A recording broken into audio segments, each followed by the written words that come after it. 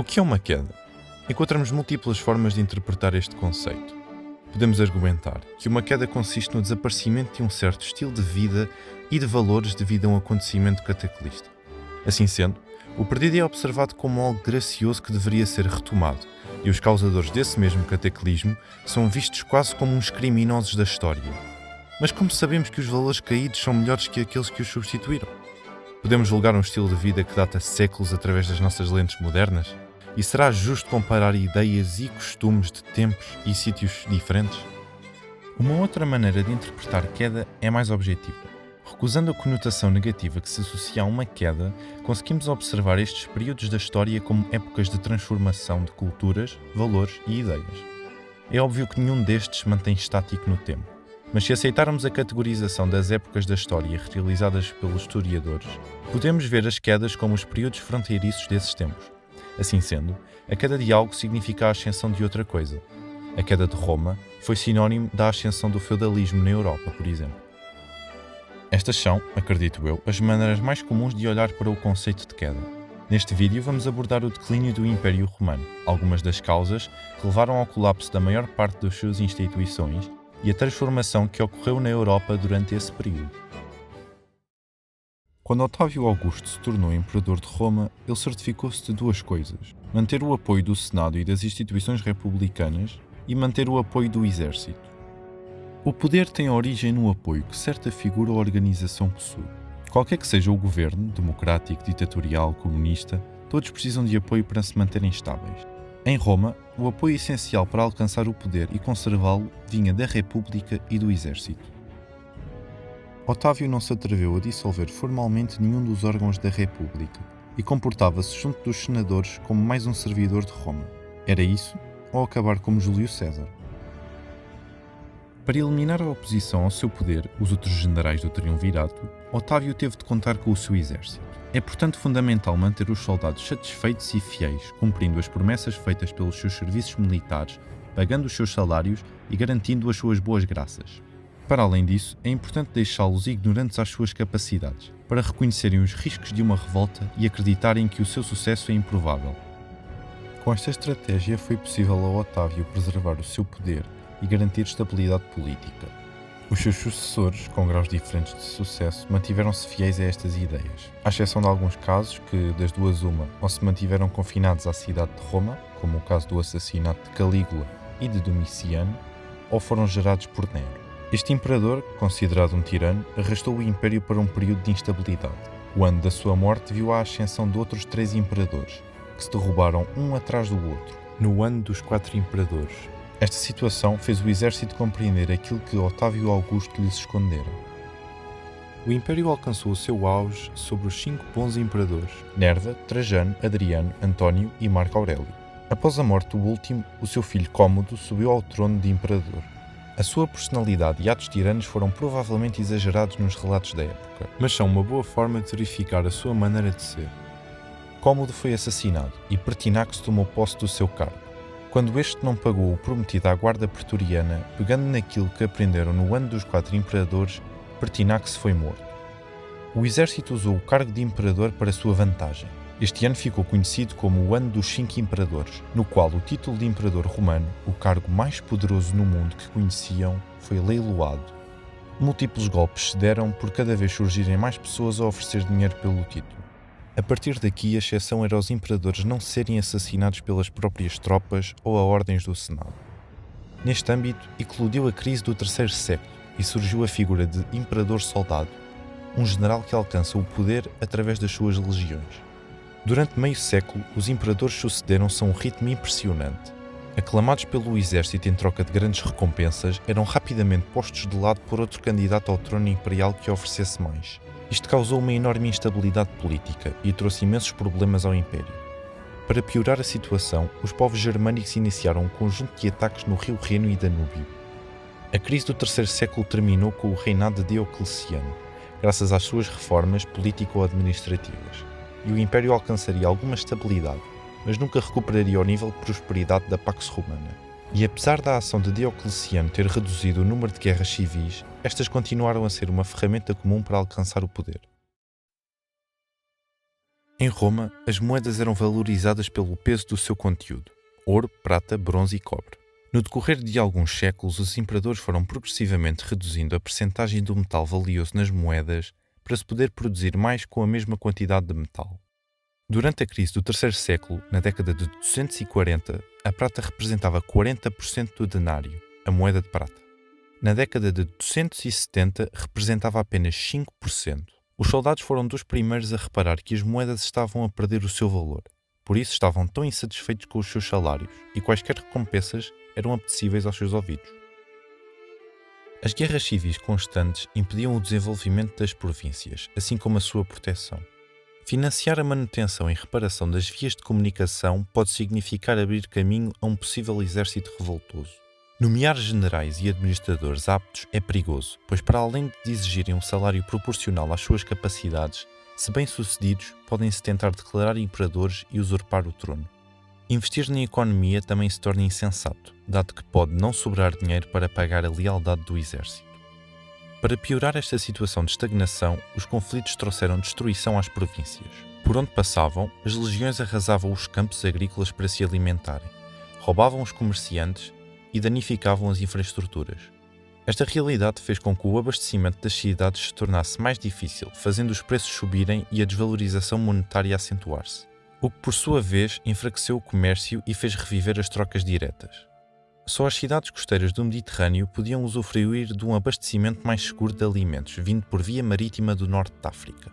A população urbana restante viu-se obrigada a abandonar a cidade para o campo para se poderem sustentar. Temendo saques de legiões e, mais tarde, de bárbaros, a população rural começou a juntar-se às edificações rurais dos patrícios, as vilae. Inicia-se assim a ruralização e feudalização da Europa. Roma deparou-se com um problema de mão de obra para renovar as suas legiões.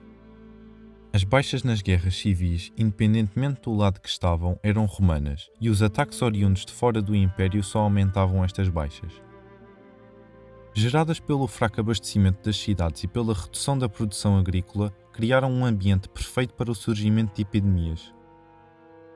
A divisão política de Roma em 395 em Ocidente e Oriente fez com que o Império do Ocidente não pudesse contar com a população oriental.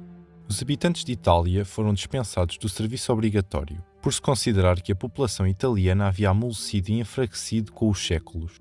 E o norte da África só conseguia recrutar tropas suficientes para a sua própria defesa. Desta forma, o Império Romano do Ocidente só podia contar com a Gália, a Península Ibérica e a Grã-Bretanha para abastecer as suas legiões, sendo que estas últimas foram perdidas nos seguintes 50 anos.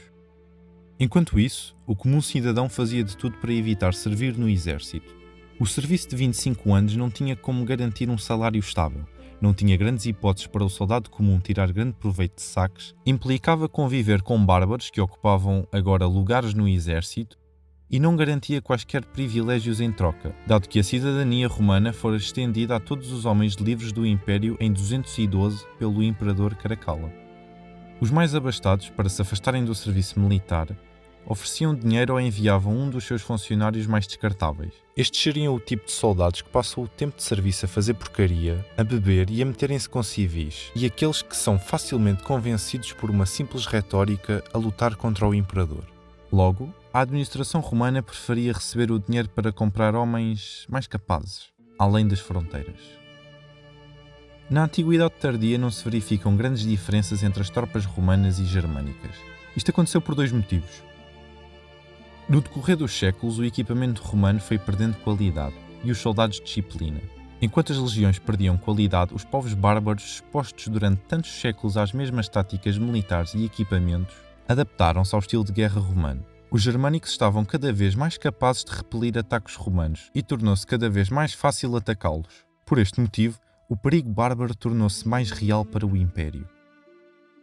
Foram incorporados mercenários bárbaros nas fileiras romanas para compensar pela falta de mão de obra eficiente para defender o Império.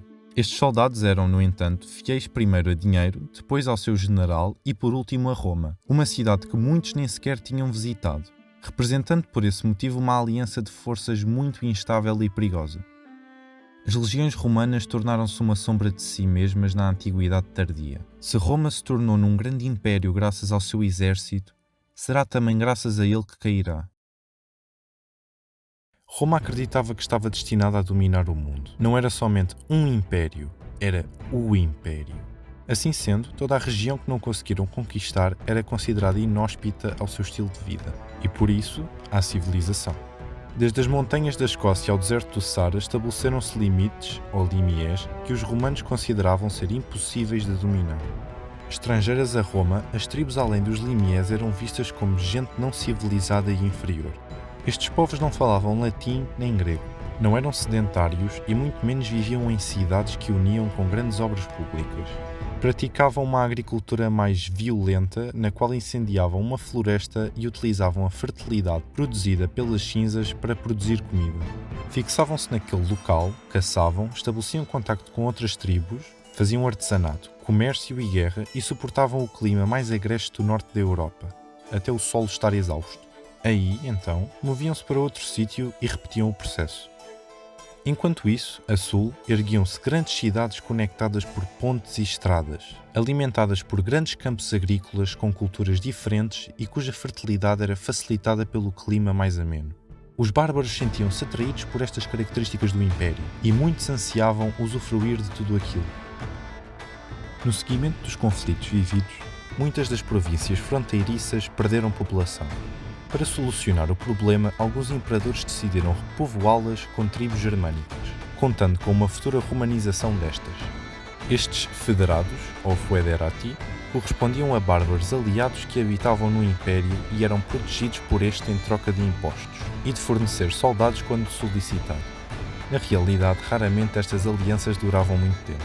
Os romanos consideravam tudo o que não era romano ou grego como inferior, e tratavam-nos de acordo com esse sentimento de superioridade.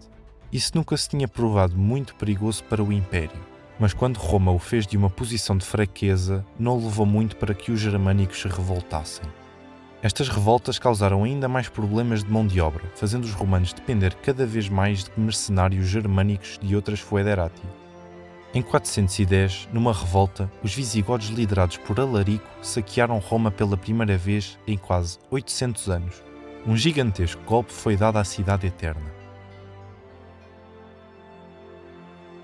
Um povo oriundo do Oriente, os Hunos, expandiu-se para a Europa Central, forçando muitas tribos a entrar no Império por vagas.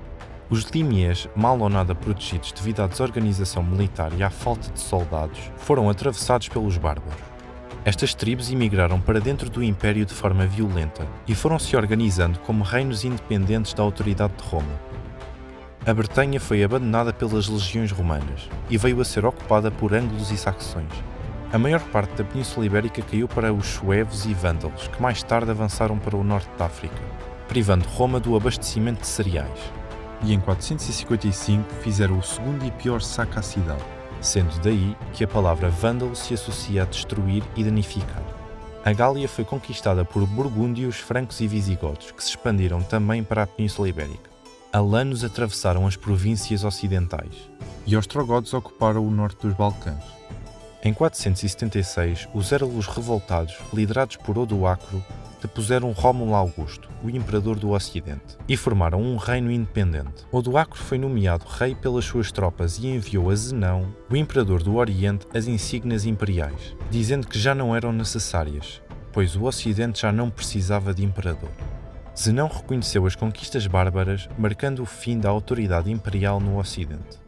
Ainda assim, sobreviveram dois estados remanescentes do Império do Ocidente, um no norte da Gália e outro na Dalmácia, liderada por Júlio Nepos, reconhecido por Constantinopla e pela Gália como o verdadeiro imperador do Ocidente. No entanto, Nepos foi assassinado em 480 e estes estados foram rapidamente conquistados por bárbaros. O Império Romano caiu no Ocidente e seguiu-se um período de descentralização do poder. A unidade imperial foi substituída por uma multiplicidade de novos reinos formados a partir da queda de Roma.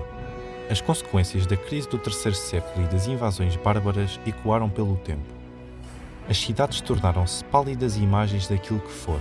Eram alvo de pilhagens e violência, e tornou-se impossível alimentar uma grande população urbana, fazendo as pessoas procurarem proteção, segurança e subsistência no campo, junto de senhores de guerra. Seguiu-se um período de anarquia e injustiça favorecido pelo caos político que fez o direito perder importância e respeito. A destruição, assim como os sentimentos de insegurança e desespero, foram trazidos pelos constantes conflitos. Os centros das atividades económicas foram destruídos, fazer comércio tornou-se demasiado arriscado e difícil. As fomes e pandemias, em conjunto com as guerras, provocaram uma acentuada diminuição da população europeia. Este contexto gerou as condições necessárias para a formação da Europa feudal que predeceu o Império Romano. Roma não desapareceu de um dia para o outro. Ninguém acordou um dia e percebeu que o Império havia caído. A sua queda foi uma lenta transformação social, económica, política e cultural, consequência de múltiplos fatores no decorrer de séculos, muitos que nem sequer mencionei. Por este motivo é muito difícil colocar uma data exata para a queda de Roma, apesar de 476 ser aceito como o ano simbólico, pois não houve um momento concreto em que os contemporâneos sentissem que o Império caiu. Quando os bárbaros entraram pelos limiers, da sua perspectiva não estavam a destruí-lo, mas a tornarem-se parte dele. O cargo de imperador tornou-se um mero fantoche de poder no Ocidente muito antes de 476. O Senado romano continuou a funcionar até 603. Muitos dos novos reinos formados juraram lealdade simbólica ao imperador do Oriente, apesar de o terem feito sem grandes intenções de a manter.